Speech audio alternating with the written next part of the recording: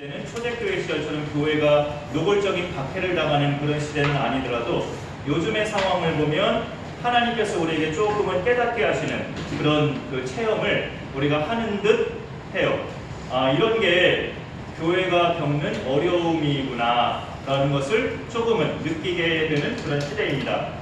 이럴 때 우리는 어디에 집중하며 또 믿음을 지켜야 되는가 했을 때 다른 거 다 제치고 하나님 말씀으로 힘을 얻는 것이 우리가 더욱 필요한 시대구나라는 것을 깨달아요.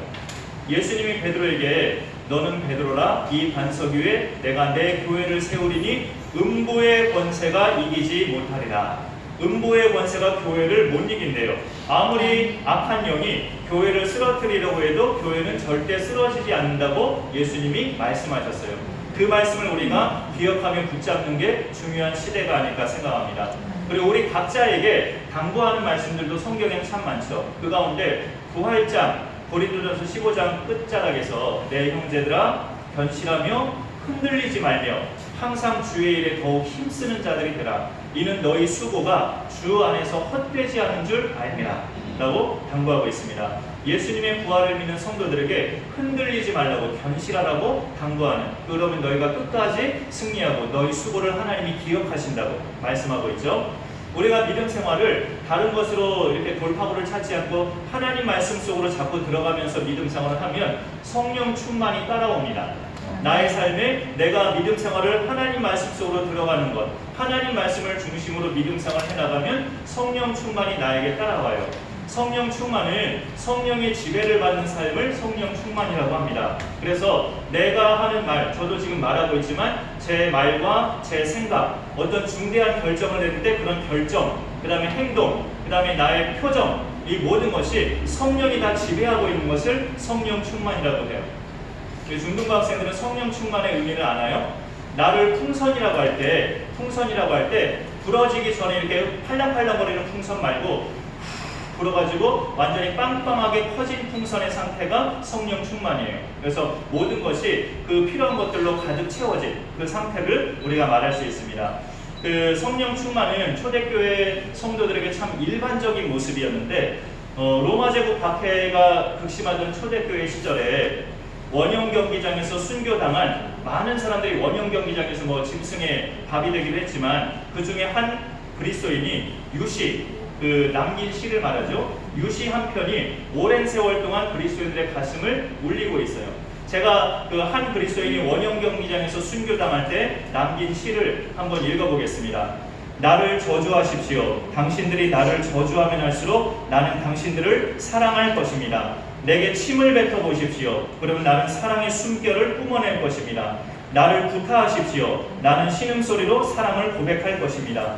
나를 찌르십시오. 나는 당신들을 사랑한다고 절규할 것입니다. 나를 짐승의 먹이로 던지십시오. 나는 기꺼이 사랑의 제물이 될 것입니다. 나를 불태우십시오. 그럼 나는 사랑의 열기로 당신들의 증오의 가슴을 녹일 것입니다. 이런 시예요. 초대교회 한 그리스도인이 죽음의 형장에서 원형 경기장에서 남긴 시가 지금 읽는 중에도 우리의 가슴을 울립니다. 이런 내용을 고백할 수 있는 힘은 그 사람의 감정이나 지식이나 어떤 훌륭한 생각으로 될 수 있는 게 절대 아닙니다.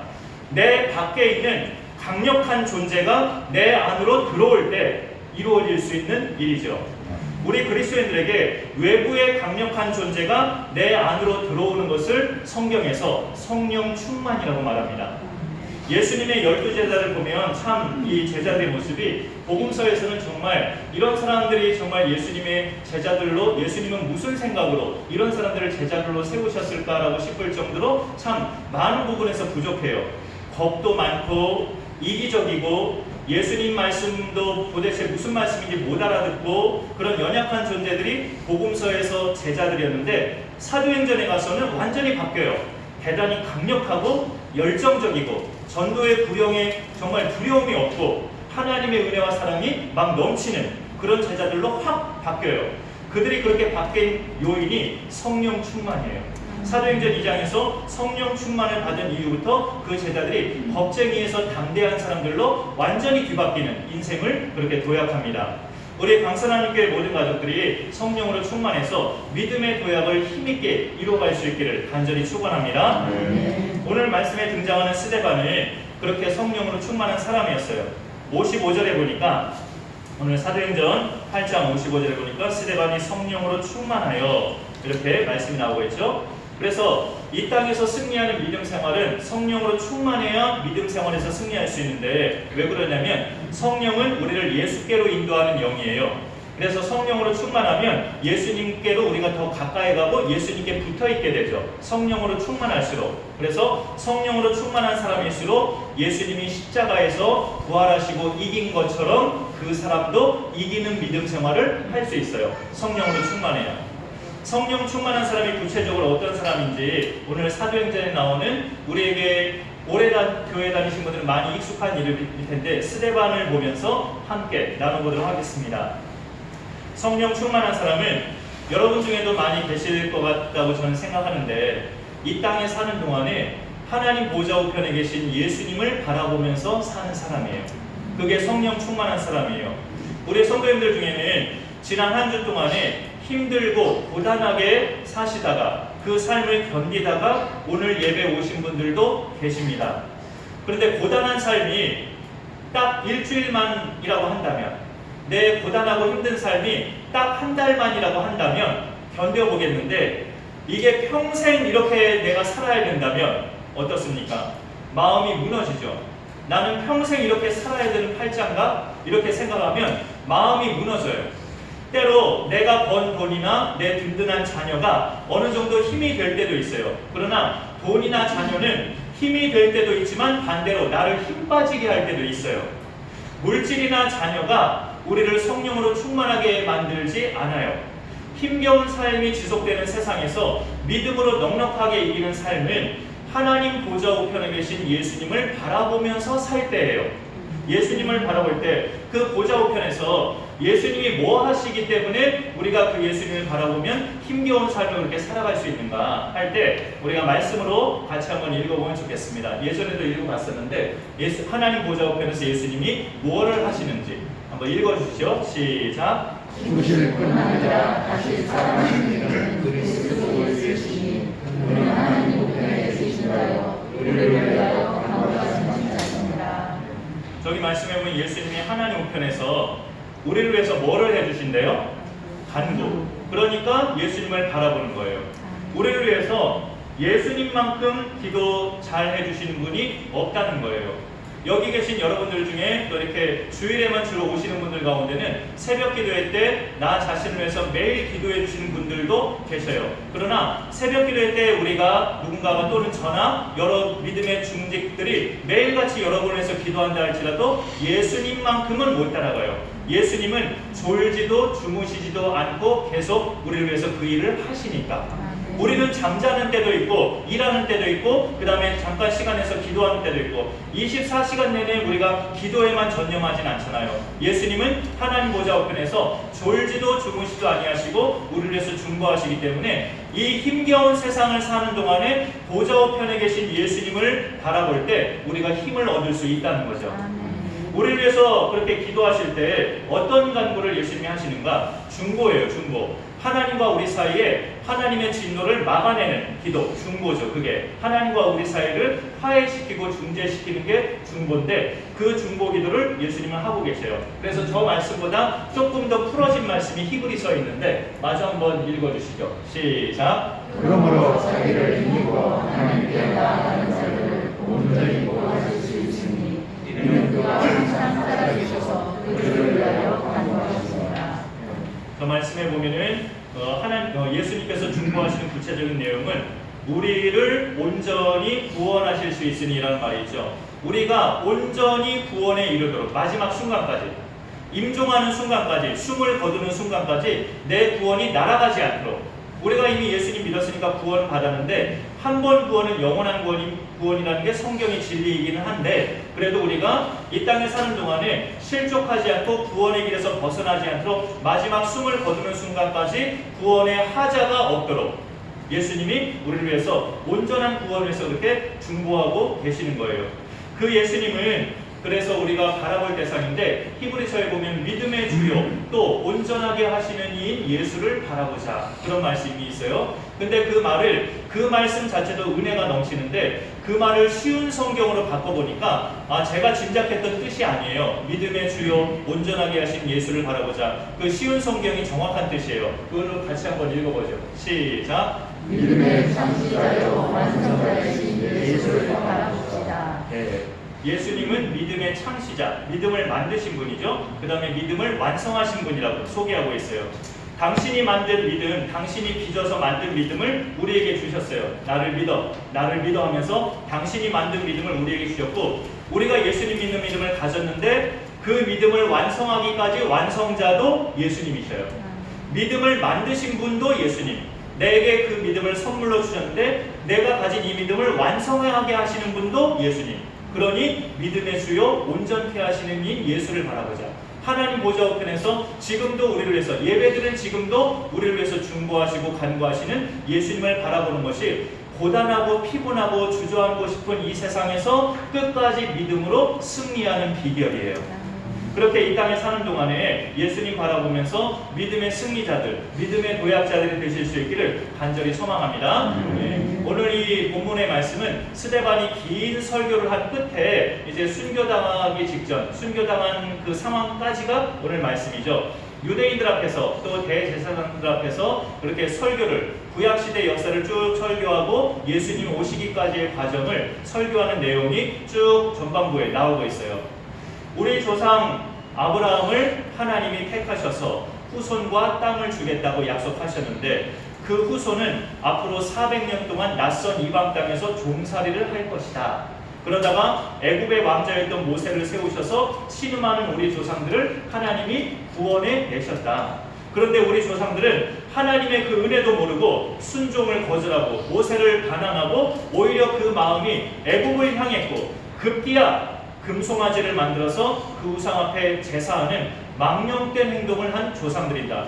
그런데 지금 너희가 너희 조상들과 똑같은 짓을 하고 있다. 이 땅의 구원자로 오신 예수 그리스도를 너희가 배척하고 십자가에 못 박았다. 너희도 너희 조상들처럼 똑같이 성령을 거스르고 있다. 여기까지 설교를 딱 했어요. 그 설교를 했더니 이들의 반응이 54절에 그들이 이 말을 듣고 마음에 찔려 그를 향하여 이를 갈거늘 이라고 반응이 나오고 있죠. 이 스데반의 설교를 들은 사람들은 마음이 찔렸는데 회개함으로 나아가는 찔림이 아니라 이를 가는 마음의 찔림으로 이렇게 마음이 찔렸다는 거예요. 반면에 스데반은, 그런 설교를 당당하게 했던 스데반은 지금 이제 어떤 순간을 맞이하고 있습니까? 55절에 스데반이 성령 충만하여 하늘을 우러러 주목하여 하나님의 영광과 및 예수께서 하나님 우편에 서신 것을 보고라고 말씀이 나오고 있어요. 여기 말씀해 보니까 성령 충만한 사람은 임종하는 순간에도 하나님 우편에 계신 예수님을 바라보면서 평안히 임종한다는 거예요. 믿음의 도약을 이루는 결정판은 성령 충만이에요. 성령 충만하면 믿음의 도약은 하늘문이 열려서 막 복이 부어지는 것과 같이 그런 믿음의 도약도 막 이루어지는 것이 그 결정타가 성령 충만입니다. 신앙생활 하다가 코너에 몰리거나 아주 허망한 일을 겪거나 가슴 철렁한 순간을 맞이할 때 하나님 보좌 우편에 계신 예수님을 바라보세요. 그가 나를 위해 항상 간구하시는 것을 믿으면 어떤 상황도 하나님이 좋은 응답을 하실 것을 믿게 됩니다. 두 번째로 성령 충만한 사람은 예수님의 계명대로 살아내는 사람이에요. 예수님의 계명대로. 어떤 계명까지 살아내는 사람이냐면 예수님의 주 계명은 사랑인데 사랑. 그 사랑의 계명 중에 예수님이 구체적으로 표현하신 말씀이 있어요. 한번 또 오늘 추가 말씀이 좀 많은데 우리 또 성도님들, 학생들도 같이 읽어봐요. 시작. 너희 원수를 사랑하며 너희 미워하는 자를 선대하며 너희를 저주하는 자를 위하여 축복하며 너희를 모욕하는 자를 위하여 기도하라. 사랑의 구체적인 명령의 당부의 말씀이 예수님의 저 말씀이죠. 저 말씀에 맞게 스데반은 자기를 향해 돌 던지는 자들을 위해서 죽어가면서도 기도하고 있어요. 60절에 오늘 말씀해 보니까 무릎을 꿇고 크게 불러 이르되 주여 이 죄를 그들에게 돌리지 마옵소서 하고 자니라 라고 되어 있습니다. 예수님이 십자가에 달리셨을 때 비슷하게 아버지께 기도 올리신 내용인데 스데반이 똑같이 예수님을 닮아 이 기도를 하고 있습니다. 스데반은 그런데 죽음을 앞두고서야 그 순간에 성령 충만해진 사람이 아니에요. 교회가 커져서 사도들이 부제와 재정 출납회의를 따로 전담할 7명의 안수직을 뽑을 때 그 자격 조건이 성령 충만이었어요. 지혜와 성령이 충만한 사람들로 7명을 뽑으라 했죠. 그 중에 한 명이 스데반이었기 때문에 이 사람은 본래부터 성령 충만한 사람이었어요. 임종 직전에서야 충만해진 사람이 아니고, 그래서 그의 기도는 내가 이제 천국 가는 걸 믿는데 기왕 천국 가는 이 순간 하나님 앞에 내가 잘 보여야겠다, 하나님께 잘 보이기 위해서 그런 기도를 올린 게 아니라 원래 성령 충만했기 때문에 죽어가는 순간에도 용서의 기도가 나온 거예요. 성령으로 충만한 사람은 그 삶 자체가 예수님의 계명대로 살아가는 사람입니다. 너희를 저주하는 자를 위하여 축복하고 기도하라. 일러주신 말씀대로 살아가는 사람이기 때문에 마지막 순간에도 그게 뒤바뀌지 않아요. 예수님의 계명대로 살아가는 사람을 말씀드렸죠. 그 계명의 핵심이 사랑인데 그 사랑이 생활 속에서 또 기도 속에서 흘러나옵니다. 생활과 기도 속에서 사랑이 흘러나오면 거기에서 출생하는 것들이 있어요. 사랑 속에서 태어나는 것들이 긍휼, 용서, 관용, 포용, 이해, 이런 것들이 출생되죠. 사랑 속에서. 그런 것들이 이제 흘러나오게 돼요. 그래서 놀랍게도요, 스데반의 그 기도, 아버지여 저들을 사하여 주옵소서, 이 죄를 저들에게 돌리지 마옵소서라고 용서를 구하는 기도를 드렸을 때 이 스데반의 기도가 놀랍게도 얼마 안 가서 응답이 돼요. 누구한테 응답이 되냐면 사울한테. 그 스데반이 돌에 맞아 죽어가는 현장에서 당연하게 그 죽음을 지켜본 청년 사울이 하나님께 용서받는 스데반의 기도로 응답이 돼요. 사도행전 9장에 가서 예수님을 사울이 만나서 그 모든 죄가 용서받는 놀라운 역사가 스데반이 죽어가면서 기도하는 것에 응답받은 대표자가 바로 사울이었어요. 그런 것을 우리가 볼 때 성령 충만한 자의 기도는 어찌 보면 참 약한 기도 같고 죽어가면서 힘없이 기도할 때 저런 기도가 응답될 수 있겠는가라고 생각될 정도의 우리는 불신을 또 할 수도 있지만 하나님이 흘려버리지 아니하시고 성령 충만한 자가 올리는 기도는 반드시 어떤 영혼을 구원해서라도 응답되게 하신다는 거죠. 그런 응답이 우리가 올리는 기도 속에도 체험될 수 있기를 간절히 소망합니다. 내가 누군가를 결단하고 용서하는 기도를 올렸을 때 그 상대가 정말 나 이상으로 예수님을 잘 믿는 사람들로 열매가 보여질 수 있기를 소망합니다. 성령 충만한 사람은 세 번째로 구원의 확신을 가진 사람이에요. 59절 중반에 보면 59절은 중후반이죠. 주 예수여 내 영혼을 받으시옵소서 하고 스데반이 죽음을 맞이했죠. 자기가 죽으면 자기 영혼을 예수님이 받을 걸로 지금 아는 거예요. 주 예수여 내 영혼을 받으시옵소서. 스데반의 이 고백은 한치도 내가 죽으면 혹시 천국 못 가는 거 아닌가? 내가 죽으면 과연 천국 갈 수 있을까? 죽고 나서 내가 눈을 딱 떴을 때 천국일까 지옥일까? 그런 갈등과 고민이 전혀 없는 표현이에요. 주 예수여 내 영혼을 받으시옵소서. 자기가 지금 눈 감고 죽는 순간에 눈을 뜨면 주 예수 앞에 자기가 있을 거를 100% 확신하고 이렇게 고백하는 거죠. 주 예수여 내 영혼을 받으시옵소서. 구원의 확신이 뚜렷한 스데반의 모습을 우리가 보게 됩니다. 여러분 믿음 생활하는데 이런 사람이 있다면 불행한 거예요. 내가 혹시 천국 못 가면 어떡하지? 라는 생각. 지금 임종을 이제 내가 눈앞에 두고 있다고 생각할 때 여기서 눈을 딱 감았는데 저쪽 세계에서 눈을 딱 떴는데 천국이 아니라면 어떡하지? 이런 생각만큼 불안한 게 없어요. 구원의 확신은 하나님 말씀으로 이루어져요. 늘 말씀드렸지만 그를 믿는 자마다 멸망하지 않고 영생을 얻게 하려 하십니다. 요한복음 3장 16절 영접하는 자, 곧 그 이름을 믿는 자들에게는 하나님의 자녀가 된다. 요한복음 1장 12절 내 말을 듣고 또 나 보내신 이를 믿는 자는 영생을 얻었고 심판에 이르지 아니하나니. 요한복음 5장 24절 예수께서 그리스도이심을 믿는 자마다 하나님께로부터 난 자니. 요한일서 5장 1절 이 말씀들의 공통점은 하나님이 보내신 예수를 믿는 자는 영생을 얻었다는 약속이에요. 예수님을 그리스도로 구원자로 믿는 자는 영생을 얻었다, 구원을 받았다는 뚜렷한 말씀이에요. 그래서 내가 예수님을 믿으면 구원받은 거죠. 성경 곳곳에서 그 약속을 하고 있기 때문에 내가 지금 예수를 믿고 있다면 구원받은 거예요. 그 확신을 흔들림 없이 갖는 게 중요합니다. 그러면은 더 깊은 질문으로 들어가서 내가 지금 예수님을 믿고 있는 상태인지 안 믿고 있는 상태인지는 어떻게 알아요? 내가 지금 예수님을 믿으면 영생을 얻는다고 곳곳에서 말씀하고 있는데 지금 내 마음을 나도 잘 모르겠어요. 내가 예수님을 믿고 있는 건지 안 믿고 있는 건지, 제가 믿음이 있는 건지 없는 건지 모르겠는데 그걸 어떻게 알 수 있습니까? 라고 우리가 질문한다면 믿음은 들음에서 난다고. 말씀을 계속 들을 때 들음은 그리스도의 말씀으로 말미암는다. 로마서 10장 17절.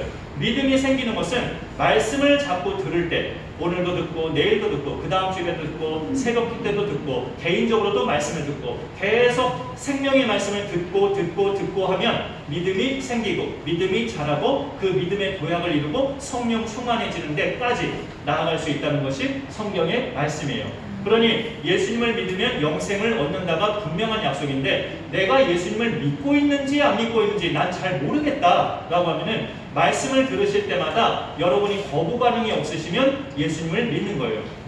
이 설교 시간 정말 천하의 제일 싫다. 이 설교 시간만 빠지면 난 교회 잘 다니겠다. 설교 시간 정말 증오한다. 난 너무 싫다.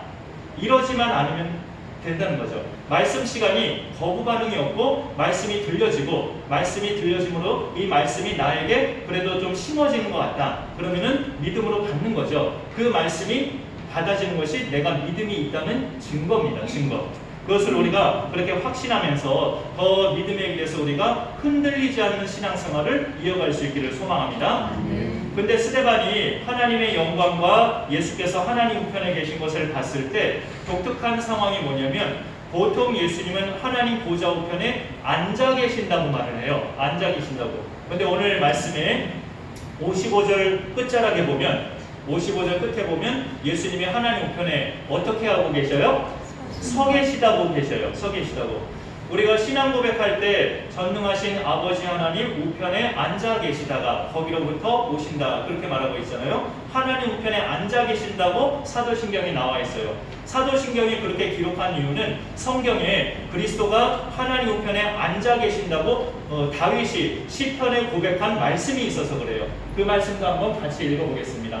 우리 친구들도 같이 한번 읽어봐요. 저 말씀 시작. 여호와께서 너희에게 말씀하시기를 내가 내 원수들로 내 발판이 되게 하기까지 너는 내 오른쪽에 앉아있으라 하셨도다. 하나님의 아들 그리스도 독생자에게 네 원수들을 내가 네 발판에 두기까지, 예수님의 대적자들이 예수님의 발밑에 다 멸망받고 심판받을 때까지 예수님은 하나님 우편에 앉아있으라. 하나님이 말씀하신, 너는 내 우편에 앉아있어 라고 예수님께 하나님이 말씀하신 거죠. 그래서 우리가 사도신경 고백할 때도 전능하신 아버지 하나님 우편에 앉아 계시다가 그렇게 고백하는 거예요. 저 성경 말씀 때문에. 근데 오늘 스데반이 성령 충만한 상태에서 바라본 예수님은 하나님 우편에 앉아 계신 예수님이 아니라 저처럼 서 계신 예수님을 본 거예요. 서 계신 예수님.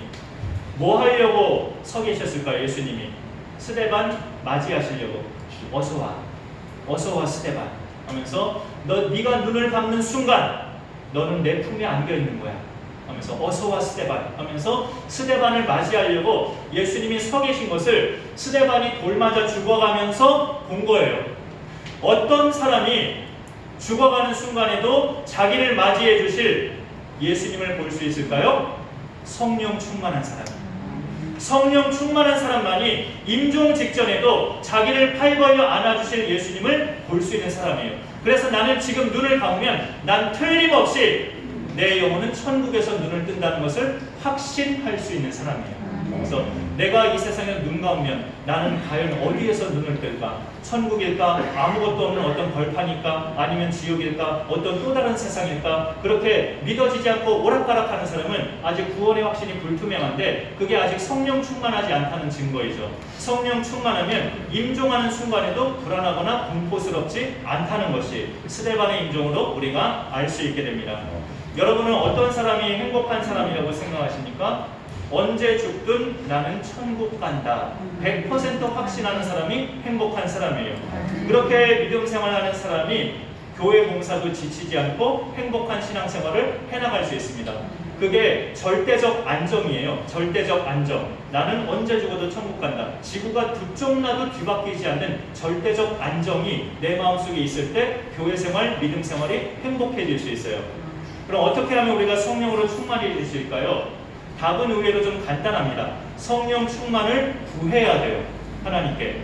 오늘 말씀 하나 최종적으로 하나 더 읽어줄까요? 좀 추가 말씀이 많죠. 한 번만 더 읽어주시죠. 시작. 너희가 가르쳐고 좋은 것을 자식에게 줄 줄 알거든 하물며 너희 하늘 아버지께서 구하는 자에게 성령을 주시지 않겠느냐 하시니라.